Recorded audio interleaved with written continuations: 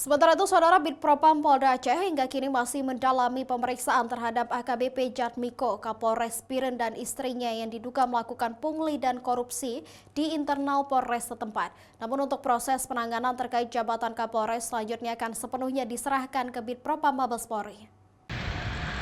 Menindaklanjuti laporan dugaan korupsi dan pungli di Polres Biren, Bitpropam Polda Aceh telah melakukan pemeriksaan terhadap Kapolres, istrinya dan sejumlah saksi lainnya.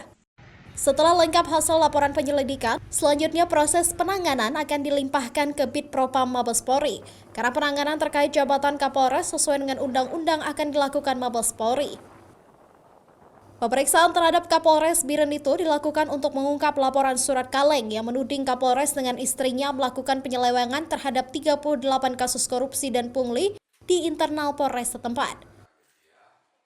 Untuk proses penanganan Kapolres Biren ini nantinya setelah lengkap dari hasil laporan penyelidikan akan kita kirim dan kita proses penanganannya oleh Bitpropam Polri, karena sesuai dengan Perpol nomor 7 tahun 2022 bahwa untuk penanganan perkara yang melibatkan jabatan Kapolres sesuai dengan pasal 24 itu akan ditangani oleh Bitpropam Polri.